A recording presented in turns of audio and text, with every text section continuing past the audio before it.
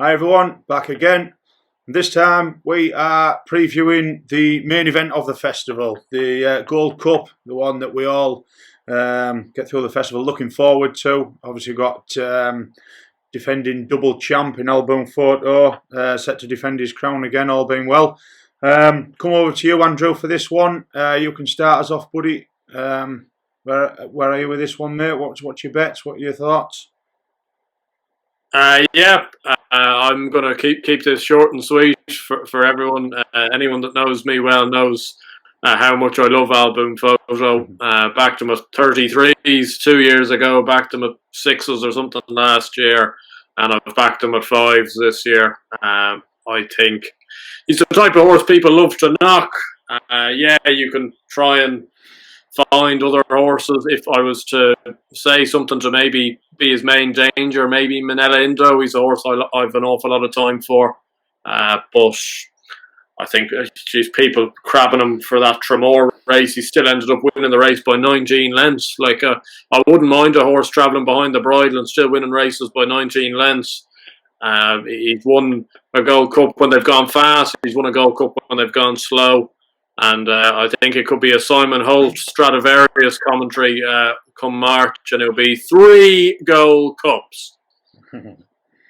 That's fair enough, mate. Yeah, I know you're a big fan of the horse, so didn't really expect too much different to that, to be honest, mate. So that's fair play. Mark, yourself, you haven't had a Gold Cup bet yet, have you, Mark? No Gold Cup bet. I don't rate the British Challenge very highly. Santini is as slow can be. Champ can't jump. And I don't think he's going to get away with that in a Gold Cup, what he did in the RSA last season. Lost in translations, just lost his form completely. So I don't see much in the way of a chance of a British winner.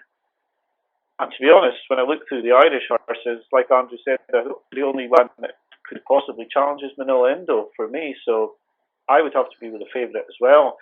It's not good going out for favourites, but I just don't see really what's going to beat him.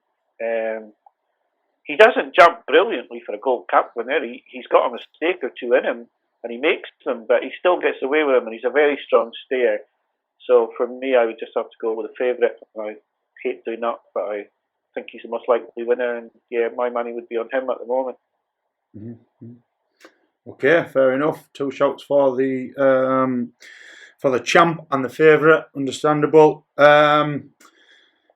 There's a few. I've tried to pick holes. I always try and pick holes in the favourites, especially in this race, and it kicks me in the teeth every year. So I'm probably not the best to listen to in it. I've backed Ken Boy in nearly every race he's ever had. I've backed him in this for however many races he's ran in it, although I know he doesn't like Cheltenham, so I'm not going to be backing him this year, and he'll probably go and do what he should be doing and not sitting in. He should be out front, and he'll probably win. Now I'm not backing him, so just think of me when he crosses the line in front, won't you? Because of the amount of money I've lost on him. But I was right in the early stage. I was in the champ camp. Just right now, you just need to see him. I mean, it's just time's running out in it. You know what I mean? It's and at 12-1, I certainly couldn't be touching him without seeing him. So I'm having to leave him alone a little bit. Manila Indo is just one of them horses I just can't get into. I don't know what it is about it. It's a bit like Santini. I've never backed Santini in my life. I never will. And he's another one. So I'll be leaving him alone as well. The 2 that I like, one's at a shorter price and one's at a bigger price. I can't put the bigger price up on the video today, but I'm going to give him a mention as much as it's nearly as funny as Mark putting up the big breakaway previously, so bear with me on this one. It will be ground depending. Way more funny than that. It will be ground depending.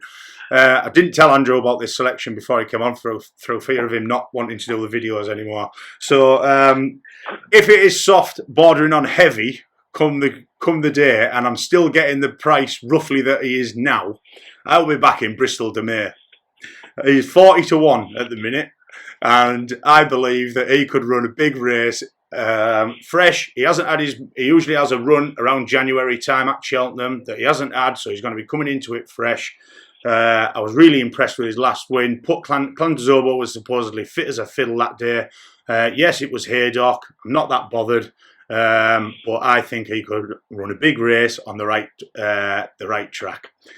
But other than that, because we don't know what weather we're going to get, I'll go with a much shorter one. And the horse that's really impressed me over Christmas, and I'll go for my £20 being on Applutard.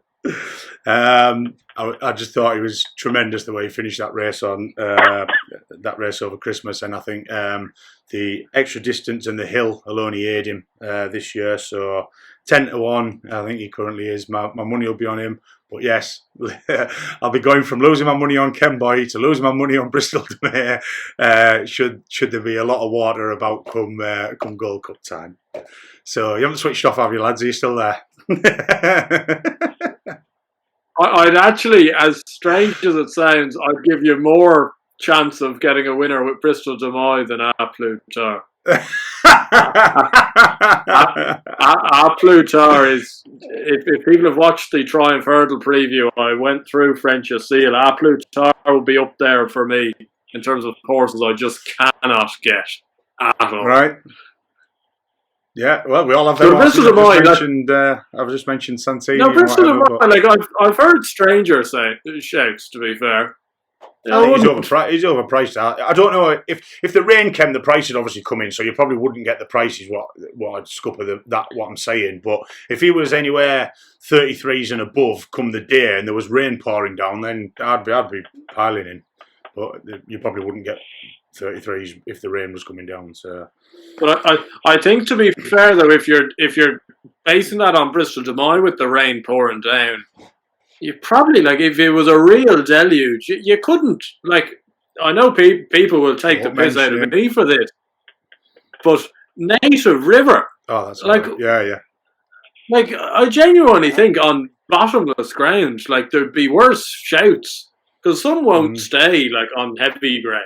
And no. I know people will probably tear into me for saying that with Native River because he's around 25 at this stage. But I thought he like if there was jumps in that entry race up the home straight, he would have beaten Lakeview Lad and Santini, and that's not beating Santini, who's probably a half his price.